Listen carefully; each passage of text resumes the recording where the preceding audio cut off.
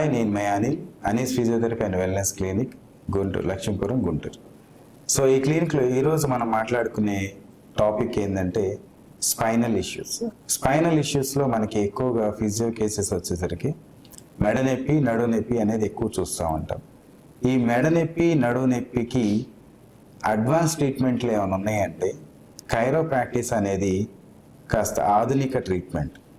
ఈ కైరోప్రాక్టీస్లో ఏం చేస్తామంటే, ఈ కైరోప్రాక్టీస్ చేసే ముందు పేషెంట్కి మేము ఎక్స్ప్లెయిన్ చేస్తూ ఉంటాం మీ వెన్నుపూస ఎట్లాగున్నదని, దాన్ని బట్టి ఎంత అలైన్ చేయాలి, ఎంత అడ్జస్ట్ చేసుకోవాలనేది ఉంటుంది.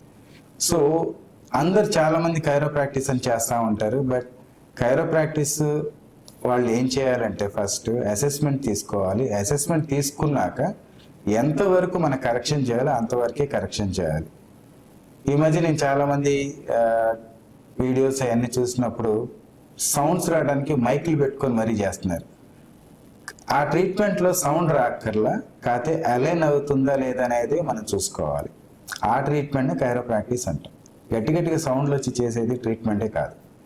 సో ఇక్కడ మనం ఏం చేస్తామంటే వెన్నుపూసలో ఏదైనా డిస్క్ ప్రాబ్లమ్స్ కానీ ఉన్నా, లేకపోతే స్పైన్ ఒకరు జరిగినా, లేకపోతే స్పైన్ ఒకరు వంకర ఉన్నా వాటిని మేము సరి చేస్తాము. అటువంటి ట్రీట్మెంట్ని కైరోప్రాక్టీస్ ఉంటాయి. ఈ మధ్య కాలంలో ఎక్కువ మంది నడుము నొప్పితో బాగా ఇబ్బంది పడుతూ ఉన్నారు.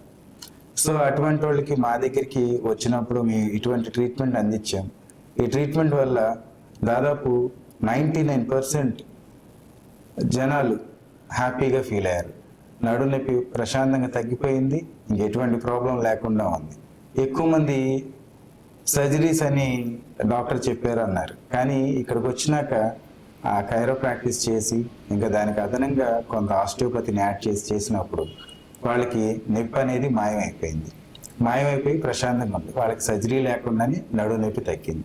ఇటువంటి సమస్యలతో వెన్నుపూస, నడుము నొప్పి, మెడ నొప్పి, భుజం నొప్పి, ఇటువంటి నొప్పులతో మీరు కానీ బాధపడుతున్నట్టయితే డెఫినెట్గా మా క్లినిక్కి వచ్చి ఆ అసెస్మెంట్ తీసుకోండి. అసెస్మెంట్ తీసుకున్నాక మీకు ప్రాబ్లం ఏందో మేము చెప్తాము. ఆ ప్రాబ్లం తగ్గట్టు మేము ఏం చేయాలో చెప్తాము. మీకు నచ్చినప్పుడు అటువంటి ట్రీట్మెంట్ మీరు తీసుకోవటం మంచిది. Thank you.